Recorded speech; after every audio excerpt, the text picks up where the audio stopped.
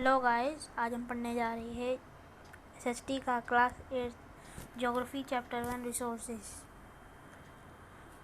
Mona and Raju were helping Amma to clean their house. Look at all these things: clothes, utensils, food grains, combs, this bottle of honey, books. Each of these has a use. मतलब जो मोना और राजू है वो अपनी अम्मा को help कर रहे थे घर को साफ़ करने में।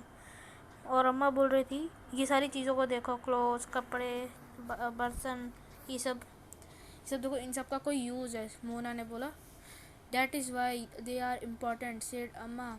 अम्मा ने बोला कि वो इसलिए इम्पॉर्टेंट है। दीज आर रिसोर्सेज, इन्हें रिसोर्सेज कहते हैं। What is a resource? Resource क्या होता है? राजू का क्वेश्चन अम्मा से। Anything that can be used to satisfy a need is a resource, replied Amma. मतलब अम्मा ने कहा जो भी चीज़ जो हमारी एक नीड को सेटिस्फाई करने के लिए यूज़ होती है वो होता है resource. You will be able to identify many types of resources. The water you drink when you are thirsty, electricity used in your house, मतलब जो आप पानी पीते हो अपने जब आप प्यासे होते हो, या जो इलेक्ट्रिसिटी आप यूज़ करते हो घर में, जो रिक्शा जो आप यूज़ करते हो घर से स्कूल जाने में, फिर स्कूल से घर आने में, text book use to study, जो हम टेक्स्ट बुक यूज़ करते हैं स्टडी करने के लिए, वो सब रिसोर्सेज है। Your father has prepared a tasty snack for you, the fresh vegetables he has used are also resource. मतलब जो तुम्हारे पापा ने एक टेस्टी स्नैक बनाया तुम्हारे लिए, उसमें फ्रेश वेजिटेबल्स है, उसका ही has also use are also resource. मतलब जो भी उसने यूज़ किया वो भी एक रिसोर्स है। मतलब जैसे कि रिसोर्स इसलिए क्योंकि वो अगर हम खाएंगे नहीं तो रहेंगे कैसे। Water, electricity, rickshaw, vegetable and text book have something in common. मतलब जो वाटर, इलेक्ट्रिसिटी, रिक्शा, पानी, इलेक्ट्रिसिटी और रिक्शा, वेजिटेबल, ये सारी जो बुक्स है इन सब में कुछ कॉमन है। इनका एक ज़रूरत है, यूटिलिटी है। यूटिलिटी और usability is what makes an object और सब्सटेंस और रिसोर्स। मतलब जो ज़रूरत होती है, जो ज़रूरत जो होती है उस सब्सटेंस को रिसोर्स बनाती है। हाँ, तो आगे है how does something become a resource. Raju now wanted to know, मतलब राजू ने पूछा कि रिसोर्स कैसे बनती है कोई सी भी चीज़। अम्मा ने बताया बच्चों को कि एक चीज़ तभी रिसोर्स बनती है जब उनकी कोई वैल्यू होती है। इट्स यूज और utility gives it's a value, मतलब उसको जो ज़रूरत होती है वो उसे एक वैल्यू देती है। हर एक रिसोर्स की एक वैल्यू होती है। अम्मा ने कहा वैल्यू मीन्स वर्थ, वैल्यू का मतलब वर्थ होता है। Some resources have economic value, some do not. मतलब कुछ रिसोर्सेज की इकोनॉमिक वैल्यू होती है और कुछ की नहीं होती। For example metals have been metals में हैव एन इकोनॉमिक वैल्यू, मतलब जो मेटल है उनकी एक इकोनॉमिक वैल्यू हो सकती है। एक ब्यूटीफुल लैंडस्केप की नहीं हो सकती। But both are important and satisfy human. मतलब मेटल है वो इसकी इकोनॉमिक वैल्यू होती है, और जो एक सुंदर सा लैंडस्केप होता है उसकी नहीं होती है। पर दोनों की दोनों रिसोर्सेज होती है जिससे हमारी ह्यूमन नीड्स सेटिस्फाई होती है। सब resources can become economically valuable with time. मतलब जो रिसोर्सेज है वो धीरे धीरे करके कोई सी भी रिसोर्सेज इकोनॉमिकली वैल्यूएबल हो जाती है टाइम से।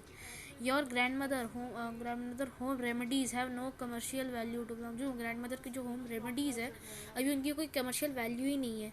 पर अगर वो कोई patented and sold by medical अगर उन्हें पेटेंट किया जाए और मेडिकल में उसे सोल्ड कर दिया जाए मेडिकल फॉर्म में, तो उनके इकोनॉमिकली वैल्यू हो सकती है, बहुत वैल्यू बढ़ सकती है economically.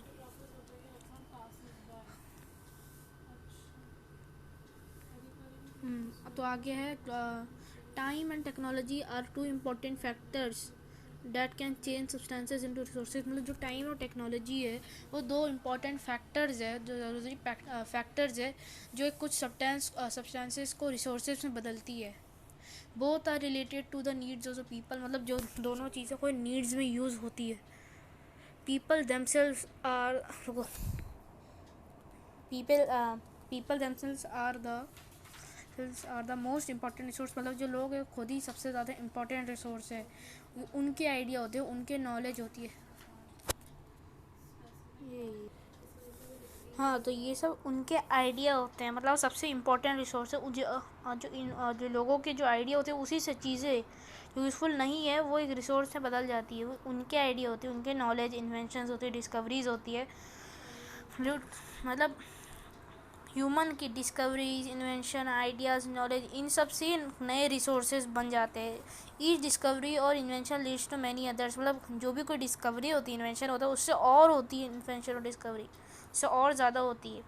The discovery of fire led to the practice of cooking, मतलब जब से फायर डिस्कवर हुआ है उससे उसी टाइम से प्रैक्टिस हो गई है कुकिंग की और दूसरी और प्रोसेसेस की। While the invention of the wheel ultimately resulted in development of newer modes, मतलब जब से व्हील इन्वेंशन हुआ है व्हील का, तब से ही और न्यूअर मोड्स और ट्रांसपोर्ट का यूज़ होने लगा है। Technology to create hydroelectricity, मतलब जो टेक्नोलॉजी जो हाइड्रो इलेक्ट्रिसिटी बनाती है उससे एनर्जी को फास्ट फ्लोइंग वाटर एक इम्पॉर्टेंट रिसोर्स में बदल दिया है। अब नीचे है types of resources. Resources are generally classified into natural, human made and human, मतलब जो रिसोर्सेज है वो 3 टाइप्स में है। नेचुरल, जो जिसमें हमें कुछ बदलाव नहीं करने होते वो होते हैं नेचुरल, जो है तब भी रिसोर्सेज होते हैं। ह्यूमन मेड, जिसमें ह्यूमंस को हमको बदलाव करने होते हैं जिससे वो रिसोर्स बन पाते हैं। और ह्यूमन, हम ही लोग रिसोर्स, मतलब ह्यूमन भी रिसोर्स है ना, अभी मैंने समझाया था उनके आइडियाज़ उनसे ही बनते हैं रिसोर्स। इसलिए natural resources, resources that are drawn from nature and used without much modification are called natural resources, मतलब जो रिसोर्सेज है वो नेचर से नेचर से ड्रॉन है और कोई ज़्यादा मॉडिफिकेशन से यूज़ नहीं है, उन्हें कहते हैं नेचुरल रिसोर्सेज। द एयर, जो हम सांस लेते हैं, जो पानी हम रिवर्स और लेक से पीते हैं, कभी कहीं पे भी यूज़ करते हैं, वाटर जो रिवर्स और लेक्स में होता है, soil, minerals are all natural resource, ये सब नेचुरल रिसोर्सेज है। Many of this resources are free gifts of nature, मतलब ये सारे जो रिसोर्सेज है वो नेचर के फ्री गिफ्ट्स है जो उनने हमें दिए हैं। And can be use directly, उनको ऐसे डायरेक्टली यूज़ किया जा सकता है, मतलब जो कुछ केसेस में टूल्स टेक्नोलॉजी में भी नीडेड, मतलब कुछ केसेस में टेक्नोलॉजी को यूज़ करना पड़ता है नेचुरल रिसोर्सेज को बेस्ट पॉसिबल वे में यूज़ करने के लिए। अब आगे है natural resources are classified into different groups, मतलब जो नेचुरल रिसोर्सेज है वो डिफरेंट ग्रुप्स में डिवाइडेड है depending upon the level of development, उनकी लेवल ऑफ डेवलपमेंट डिपेंड होके and use origin, stock and distribution, उनके ओरिजिन, स्टॉक और डिस्ट्रीब्यूशन के लिए। On the basis of the development and use resources can be classified into 2 groups, मतलब उनकी जो development उनके डेवलपमेंट के बेसिस पे वो 2 ग्रुप में क्लासिफाइड हो सकते हैं, एक्चुअल रिसोर्सेज और पोटेंशियल रिसोर्सेज। एक्चुअल रिसोर्सेज होते हैं एक्चुअल रिसोर्सेज आर दो resources whose quantity is known, these resources are used in present, मतलब ये जो एक्चुअल रिसोर्सेज होते हैं कि वो रिसोर्सेज होते हैं जिनकी हमें क्वांटिटी पता होती है और वो प्रेजेंट में यूज़ किए जाते हैं। The rich deposits of coal, जो कोल की जो डिपॉजिट्स है रोहर रीजन ऑफ जर्मनी में, and petroleum in the West Asia में petroleum, the dark soils of Deccan plateau in Maharashtra are all actual resources, मतलब ये सब एक्चुअल रिसोर्सेज है। Potential resources are those whose entire quantity may not be, मतलब potential resources वो होते हैं जिनकी इंटरनल क्वांटिटी हमें नहीं पता है, कितनी क्वांटिटी में वो हमें नहीं पता है। तो हम आगे बढ़ते हैं। हाँ, तो आगे लिखा है यूज एज प्रेजेंट, में प्रेजेंट की तरह यूज़ नहीं किया जा सकता। These resources code B use in future, मतलब ये जो रिसोर्सेज होते हैं उन्हें फ्यूचर में भी यूज़ कर सकते हैं, उनकी जो टेक्नोलॉजी होती है उनके लेवल को इंक्रीज करके। We have at present may not be advanced enough to easily utilise these resources. We have at present may be, मतलब आगे पढ़ते हैं। The uranium found in Ladakh, जो यूरेनियम जो लद्दाख में मिलता है वो एक एग्जाम्पल है पोटेंशियल रिसोर्स का, मतलब वो उसे फ्यूचर में यूज़ किया जा सकता है। हाई स्पीड विंड्स वाला पोटेंशियल रिसोर्स टू 100 ईयर्स का, मतलब जो हाई स्पीड विंड्स होती है, बहुत तेज़ हवा जो चलती है, वो बहुत पहले पोटेंशियल रिसोर्स हुआ करता है, रिसोर्स हुआ करती थी। Today they are in actual resource, मतलब वो एक एक्चुअल रिसोर्स है, विंड फार्म्स में यूज़ किया जाता है एनर्जी को जनरेट करने के लिए विंड मिल्स को यूज़ करके। Like in Netherlands you will find some in Nagercoil Tamil Nadu में और गुजरात की कोस्ट में। बेस्ड ऑन देयर ओरिजिन, उनके ओरिजिन पे बेस्ड करके रिसोर्सेज के अंदर एबायोटिक और बायोटिक, मतलब जो रिसोर्सेज होते हैं वो उनके ओरिजिन पे बेस करके एबायोटिक और बायोटिक हो सकते हैं।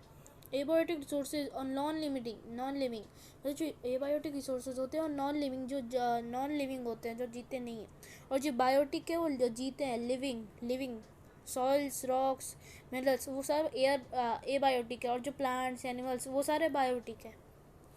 ठीक है। आगे है natural resources can B broadly categorised into renewable और नॉन रिन्यूएबल। मतलब जो नेचुरल रिसोर्सेज है वो कैटेगरीज में भी कैटेगराइज कर सकता है। तो दो कैटेगरीज में, रिन्यूएबल और नॉन रिन्यूएबल। रिन्यूएबल रिसोर्सेज वो होते हैं जो रिप्लेनिश बहुत जल्दी हो जाते हैं, अगर ख़त्म होते हैं तो और आ जाते हैं बहुत जल्दी। और जो कुछ तो होते हैं बहुत अनलिमिटेड होते हैं, ख़त्म नहीं होते कभी। और वो ह्यूमन की जो एक्टिविटीज़ होती है, जो जितना भी हम यूज़ करते हैं ख़त्म नहीं होती है। Such as solar and wind energy, मतलब सोलर ये सब जो विंड ये सब अनलिमिटेड है।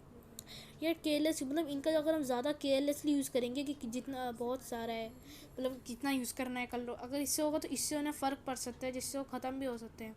Like water, soil, forest can effect their stock, उनके स्टॉक पे फ़र्क पड़ सकता है। Water seems to be an unlimited renewable resource, मतलब जो वाटर है वो एक अनलिमिटेड रिन्यूएबल रिसोर्स है, but shortage and drying up of natural water resources in major problem in many parts of world. मतलब जो जब पानी ड्राई हो जाता है वहाँ बहुत सी जगहों में एक मेजर प्रॉब्लम बन चुकी है, बहुत सारे वर्ल्ड में बहुत ज़्यादा प्रॉब्लम बन चुकी है।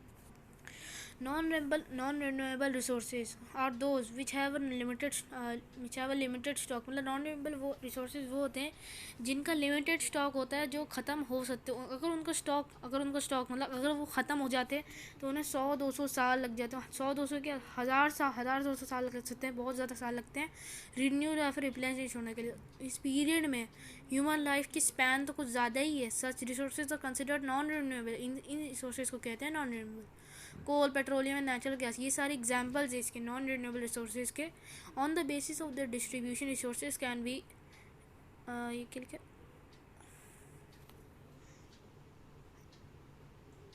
उबिक्यूटस और localised resources that are found everywhere. मतलब जो रिसोर्सेज जो हर जगह मिलते हैं, एयर जो हम सांस लेते हैं, और are ubiquitous but those which are found only in certain places। जो रिसोर्सेज कुछ ही प्लेसेस में मिलते हैं, मतलब जहाँ पे वो मिलते हैं, मतलब क्या बोले, मतलब जहाँ पे वो मिलते हैं, मतलब जैसे कि एक जगह में एक रिसोर्स मिलेगा वैसे ही, जैसे कि इनके एग्जांपल है कॉपर, आयरन और। Distribution of natural resources depends upon number of physical factors like terrain, climate and altitude. जो डिस्ट्रीब्यूशन ऑफ नेचुरल रिसोर्स, उनके जो डिस्ट्रीब्यूशन है वो उनके नंबर ऑफ फिजिकल फैक्टर्स पे डिपेंड करता है, मतलब टेरेन, एल्टीट्यूड, क्लाइमेट, इन सब पे डिपेंड करता है। Distribution of resources is unequal because, मतलब ये सब रिसोर्सेज है ये सब अनइक्वल है क्योंकि इनके जो फैक्टर है वो एकदम डिफर करते हैं बहुत ज़्यादा अर्थ में। तो बाकी सब हम नेक्स्ट वीडियो में पढ़ेंगे। तब तक के लिए बाय बाय। प्लीज़ सब्सक्राइब कर देना, लाइक कर देना, कमेंट कर देना।